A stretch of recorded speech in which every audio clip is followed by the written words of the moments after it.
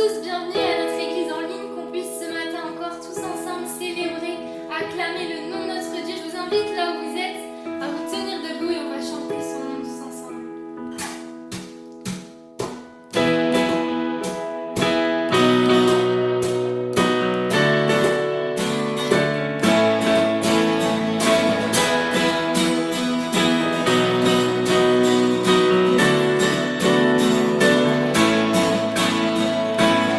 Je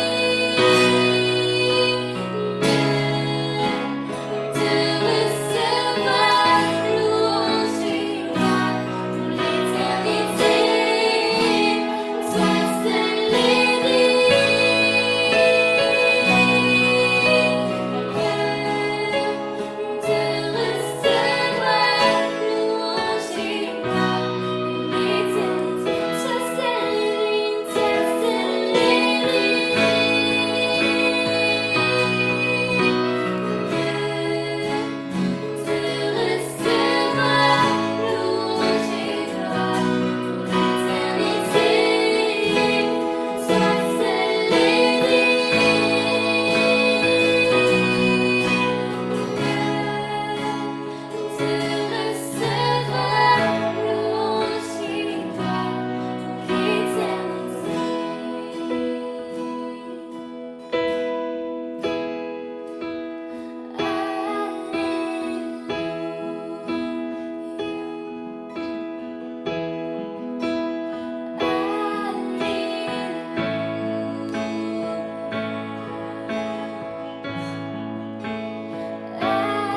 Alléluia.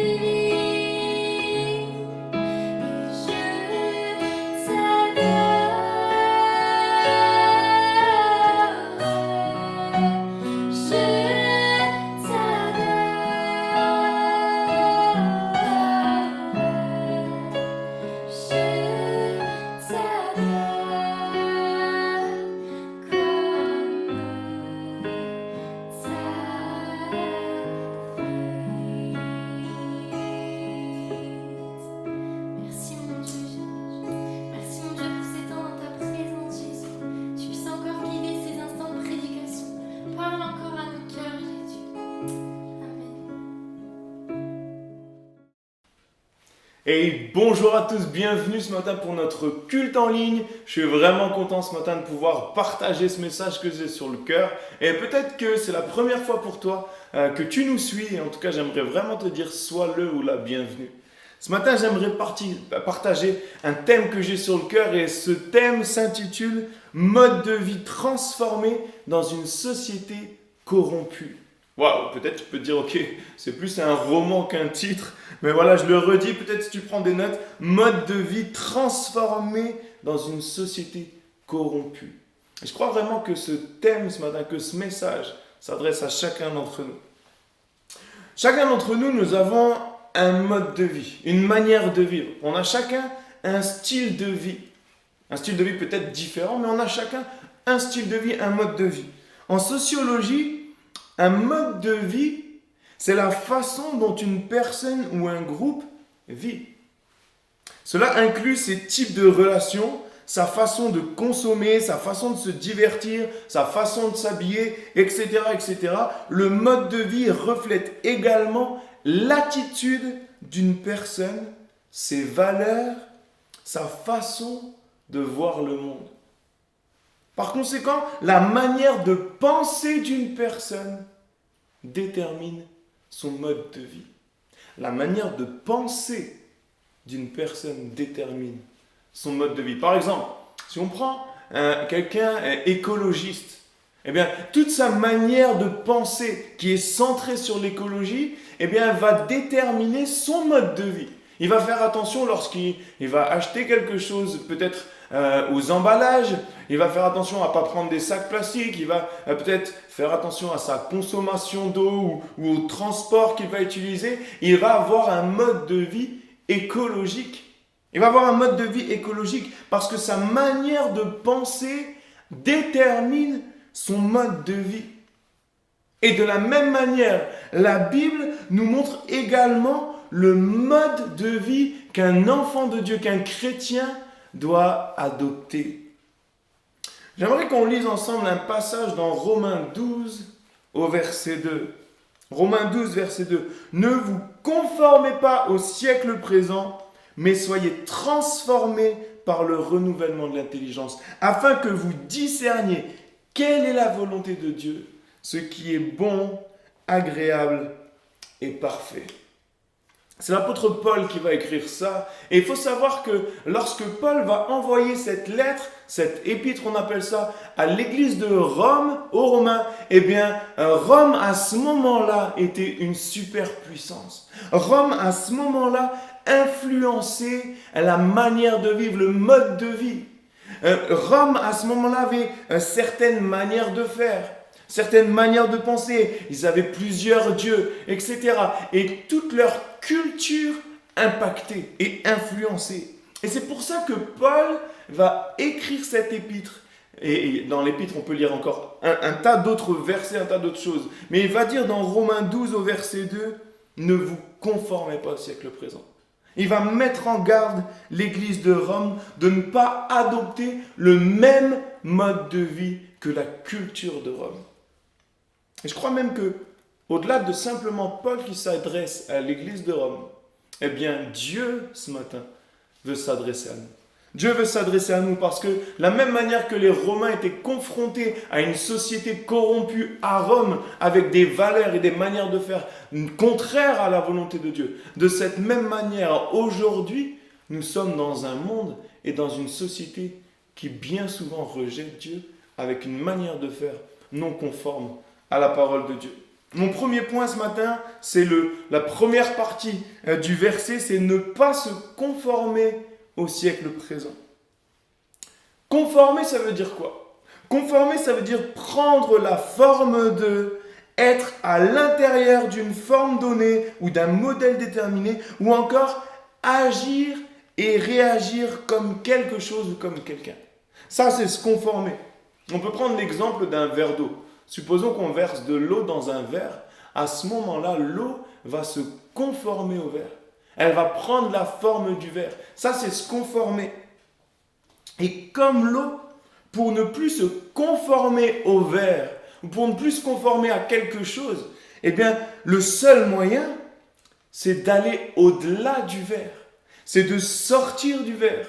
Et de cette même manière, pour ne pas se conformer à notre société actuelle, le seul moyen, c'est d'aller au-delà de cette manière de penser.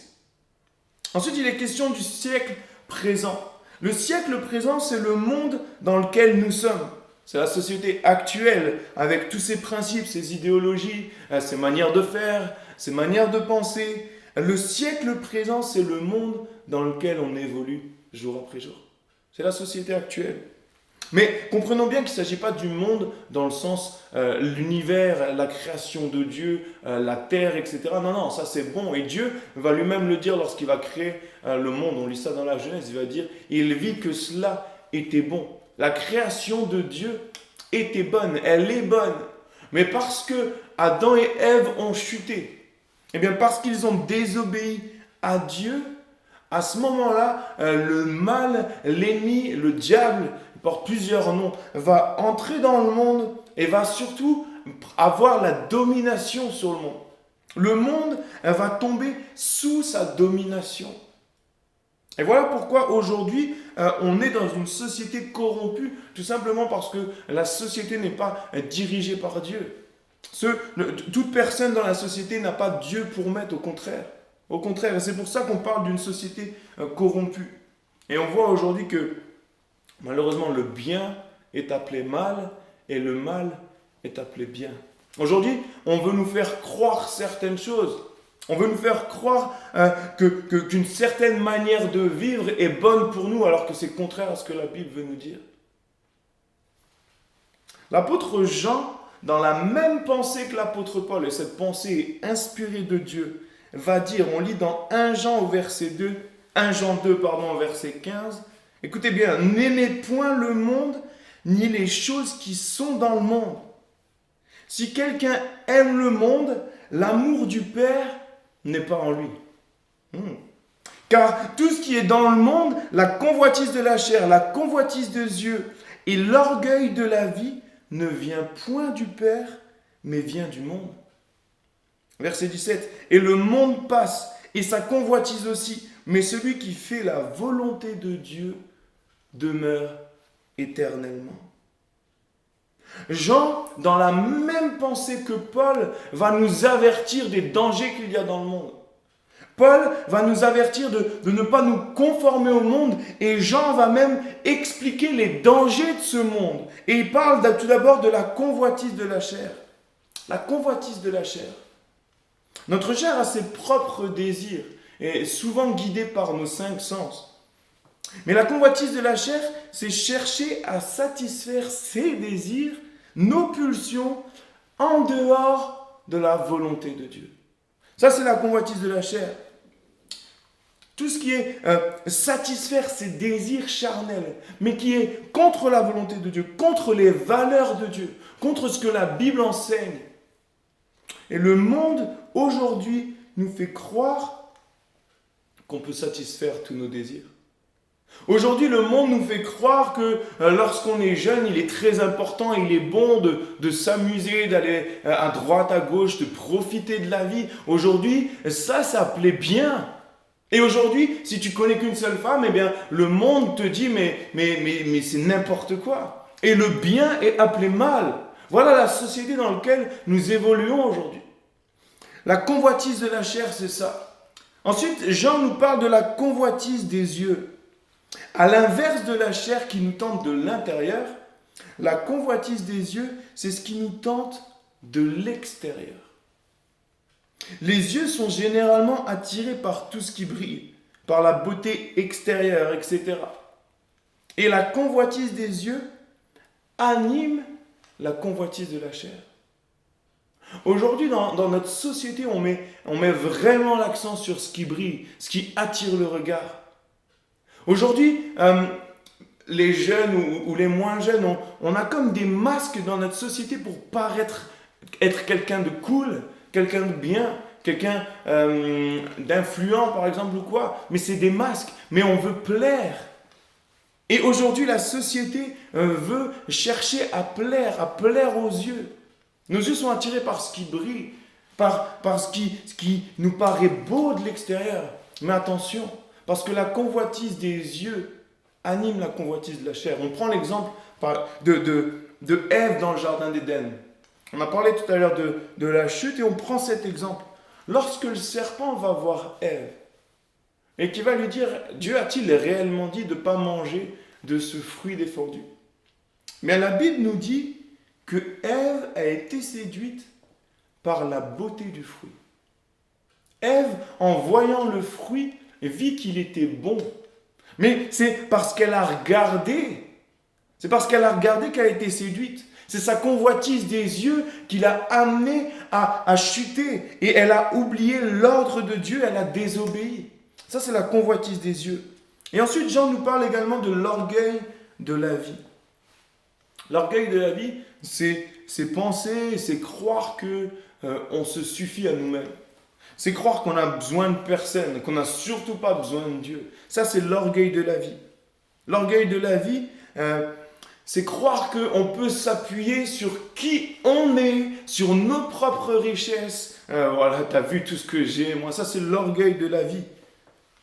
C'est comme si l'homme devient son propre Dieu.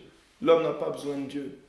On parle de ni Dieu ni maître. Voilà, ça, c'est l'orgueil de la vie. Et Jean va dire, si quelqu'un aime le monde, il n'aime pas Dieu. Parce que si quelqu'un aime Dieu, automatiquement, il n'aime pas le monde. Encore une fois, je ne parle pas du monde, l'œuvre de la création de Dieu. Non, je parle justement de ces dangers dans le monde, de ces plaisirs charnels. Et Jean va dire, si quelqu'un aime le monde, il n'aime pas Dieu. Parce que tu ne peux pas aimer et le monde et Dieu. C'est impossible. Tu ne peux pas chercher à faire la volonté de Dieu, à rechercher Dieu, mais en étant attaché au monde. C'est pas possible. Ou alors c'est que tu es tiède, c'est que tu n'aimes pas Dieu de tout ton cœur. C'est pas possible d'aimer et Dieu et le monde. Mais Jean va dire, le monde passe et sa convoitise aussi, mais celui qui fait la volonté de Dieu demeure éternellement. Si nous aimons Dieu réellement dans notre vie de tous les jours, si nous le cherchons vraiment pleinement, et je crois qu'en tant que chrétien, je crois qu'en tant qu'enfant de Dieu, c'est notre but, c'est notre désir, jour après jour, lorsqu'on se lève le matin, c'est de chercher à l'aimer, chercher à faire sa volonté. Eh bien, lorsqu'on aime réellement Dieu, à ce moment-là, nos désirs doivent forcément être de le servir. Nos désirs ne sont plus centrés sur nos plaisirs charnels, mais sur faire sa volonté.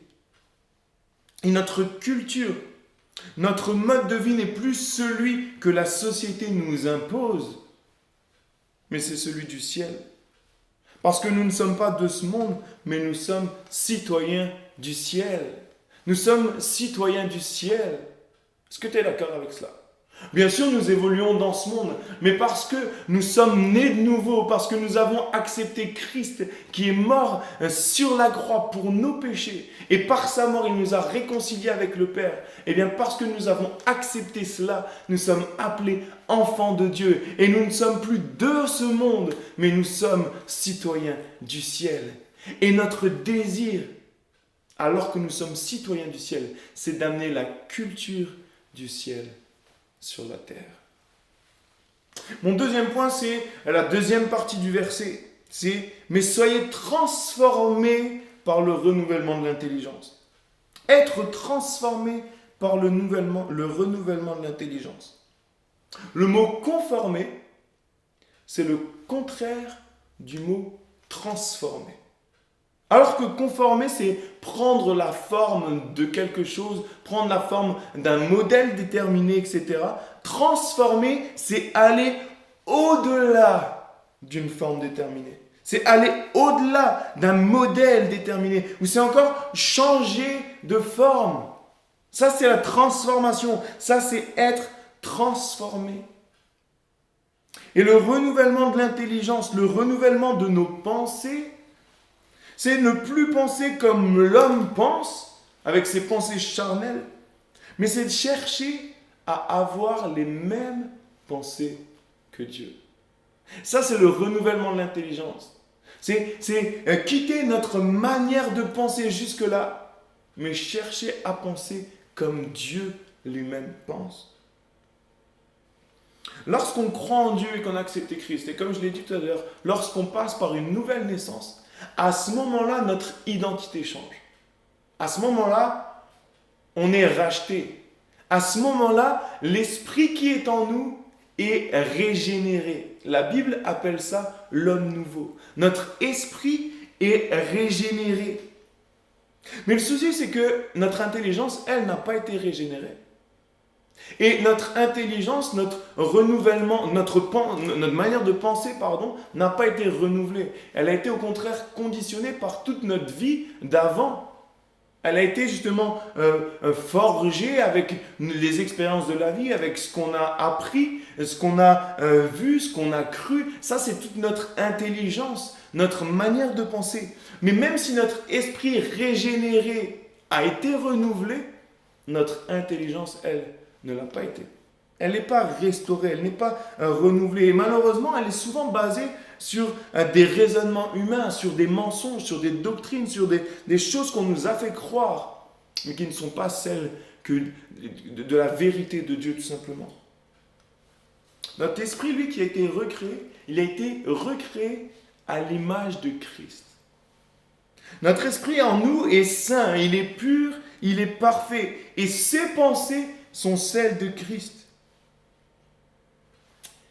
Renouveler nos pensées, c'est le Saint-Esprit qui veut le faire. Le Saint-Esprit veut nous remplir et veut nous aider justement à avoir nos pensées renouvelées. Et la Bible a le pouvoir, parce que c'est la parole de Dieu, de renouveler notre intelligence et notre manière de penser. La Bible a ce pouvoir et la Bible nous expose une autre manière de penser.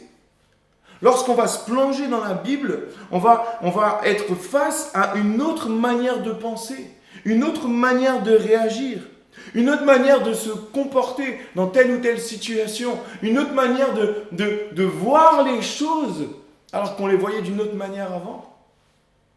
La Bible a ce pouvoir parce que c'est la parole de Dieu, de justement renouveler notre manière de penser.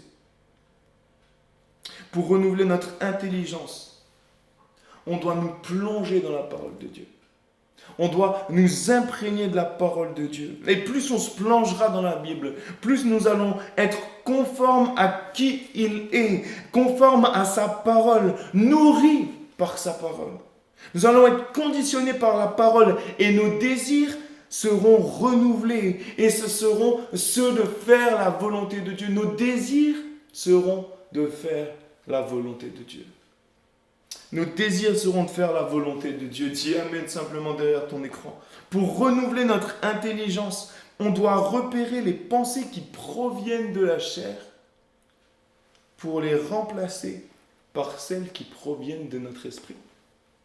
Ça, c'est le renouvellement de l'intelligence. C'est ne plus chercher à penser avec notre chair, mais c'est chercher à penser par notre esprit, avec notre esprit régénéré. Parce que le renouvellement de l'intelligence nous donne le discernement. Le renouvellement de l'intelligence nous donne le discernement. La troisième partie du verset dans Romains 12 qu'on a lu, c'est « afin que vous discerniez quelle est la volonté de Dieu, ce qui est bon, agréable et parfait. » C'est ça le but.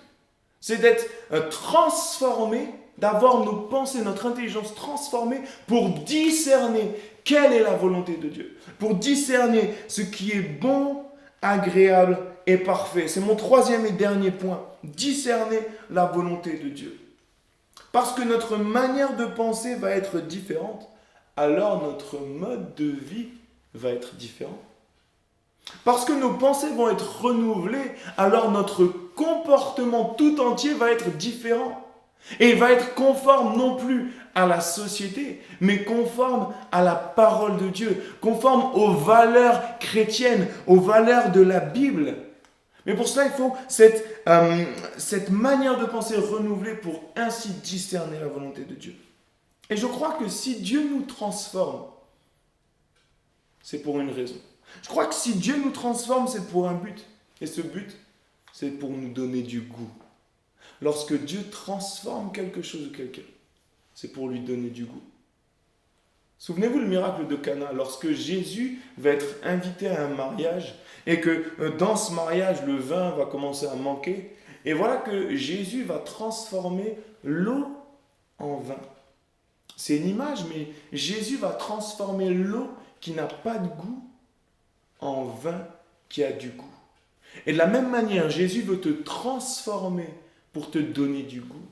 Et peut-être que tu as l'impression que ta vie n'a pas de goût.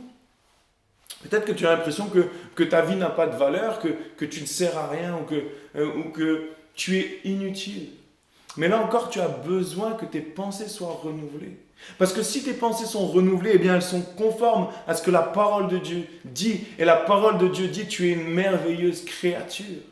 Tu es à l'image de Dieu. Voilà les valeurs de la parole de Dieu. Voilà ce que Dieu, voilà la volonté de Dieu. Mais nous avons besoin d'avoir nos pensées renouvelées. Parce que nous avons du goût. Et Jésus, de la même manière qu'il a transformé l'eau, Dieu veut nous transformer pour que nos vies aient du goût. Je crois que la volonté de Dieu, ce qui est bon, agréable et parfait aux yeux de Dieu, sa volonté première, c'est de nous utiliser chacun dans notre vie de tous les jours. La volonté de Dieu, c'est de pouvoir, c'est que nous puissions le servir jour après jour pour qu'il puisse nous utiliser pour l'avancement de son royaume. Pour l'avancement de son royaume. Pour qu'on ait du goût dans notre entourage. Pour qu'on puisse avoir des paroles précises dans notre entourage, des paroles d'espoir, des paroles qui pourront donner le moral, des paroles de bénédiction. Ça, c'est la volonté de Dieu pour que nous puissions apporter du goût dans notre entourage. Et même plus que simplement apporter du goût, la volonté de Dieu, c'est que nous soyons une lumière dans une société corrompue. Ce que Dieu veut, c'est que nous soyons des lumières dans cette société corrompue. Souvenez-vous, le titre du message, c'est « Mode de vie transformé dans une société corrompue ». On lit ensemble dans Matthieu 5 au verset 14. Voilà ce qu'il est écrit. « Vous êtes la lumière du monde. Une ville située sur une montagne ne peut pas être cachée. Et on n'allume pas non plus une lampe pour la mettre sous un seau, mais on la met sur son support et elle éclaire tous ceux qui sont dans la maison. » Au verset 16, « Que de la même manière votre lumière brille devant les hommes, afin qu'ils voient votre belle manière d'agir et qu'ils célèbrent la gloire de votre Père céleste. » C'est ce que tu peux dire amen à ça. Le projet de Dieu, c'est que nous, enfants de Dieu, qui sommes transformés, qui avons une manière de penser, une intelligence renouvelée, bien que nous puissions être des lumières dans une société corrompue. Ça, c'est sa volonté. Ça, c'est son projet. Et c'est notre projet à nous en tant qu'Église. C'est notre projet à nous en tant qu'enfants de Dieu, en tant que chrétiens. C'est d'être des lumières. Et ce verset, ces 3 versets nous disent quoi? Nous disent qu'une lumière ne doit pas être placée sous un seau. Elle ne doit pas être cachée. Parce que lorsqu'une lumière est cachée, à ce moment-là, elle n'éclaire pas. Elle n'éclaire pas grand-chose. Ce que Dieu veut, c'est que nous, en tant que lumière, nous soyons à découvert pour éclairer. Est-ce que tu as déjà cette image, peut-être tu peux l'avoir en tête, d'une salle sombre, d'une pièce sombre, et lorsque tu allumes simplement une petite bougie, une toute petite bougie, eh bien la clarté chasse l'obscurité. La lumière chasse les ténèbres. Et ça, c'est une image qui nous représente, nous. La Bible et Dieu nous appelle à être des lumières dans le monde et dans une société de ténèbres, une société sombre. Je crois que le monde entier est attiré par le royaume de Dieu. En tout cas, il est attiré par les valeurs du royaume de Dieu. Le monde recherche le bonheur, le bien-être, l'amour, la joie, la paix. C'est les valeurs du royaume de Dieu. Mais le souci, c'est que le monde rejette le roi. C'est comme si le monde veut être dans le royaume en mettant le roi dehors. Le roi, c'est le roi des rois, le Seigneur des seigneurs, Jésus-Christ, le Dieu Tout-Puissant. Et nous sommes ses ambassadeurs. Nous sommes ses enfants et nous sommes des lumières justement pour montrer la vérité, pour montrer la volonté de Dieu, pour montrer quel mode de vie nous devons adapter dans notre vie de tous les jours. Voilà ce à quoi nous sommes appelés. La Bible nous montre que si nous sommes transformés et que si nous agissons selon sa volonté, alors notre manière de vivre se fera voir. Alors notre manière de vivre impactera notre entourage. On vient de le lire ensemble. Je vais le relire. Que de la même manière votre lumière brille devant les hommes, afin qu'ils voient votre belle manière d'agir et qu'ainsi ils célèbrent la gloire de votre Père Céleste. On va utiliser d'autres mots. Que notre lumière brille, que le fait que nous marchions à contre-courant, non pas conforme à la société, mais conforme à la parole de Dieu, et bien que nous puissions briller afin que la société remarque qu'il y a quelque chose de différent.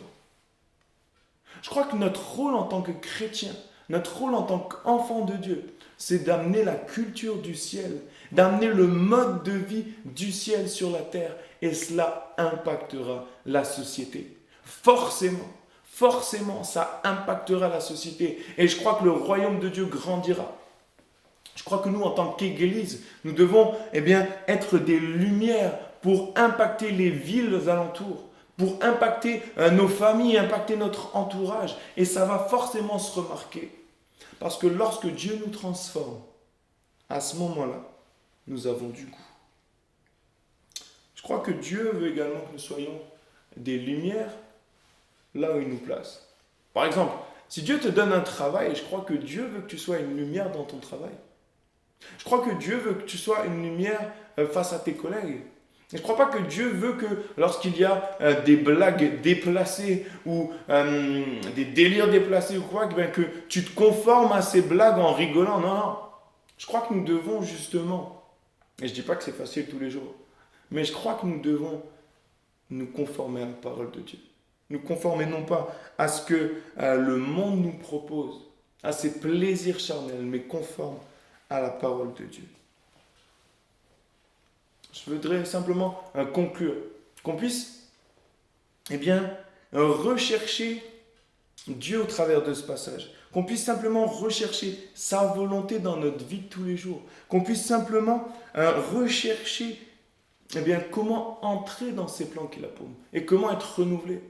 Je crois que le renouvellement de l'intelligence commence par nous plonger dans la parole de Dieu.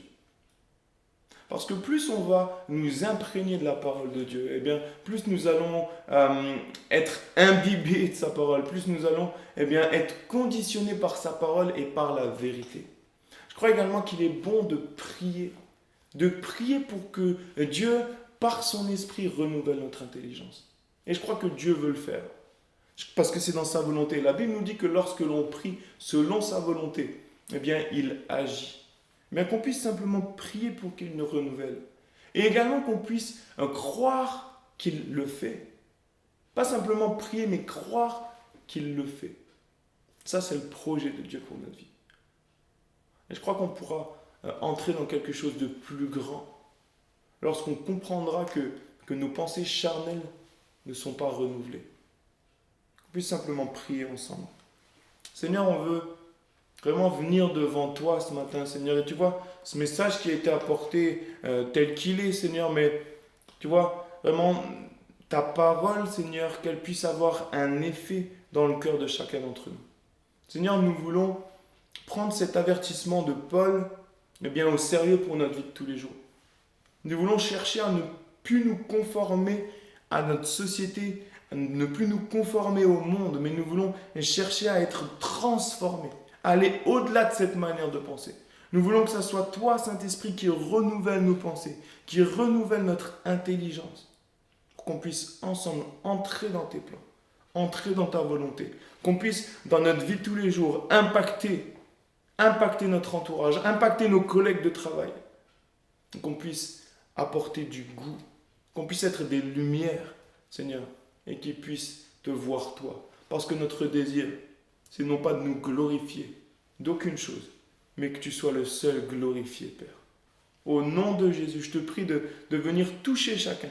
Je te prie de venir renouveler chacun, de venir fortifier également chacun. Parce que ce n'est pas forcément toujours très simple d'être renouvelé, d'avoir des pensées renouvelées. Mais je te prie de venir fortifier chacun.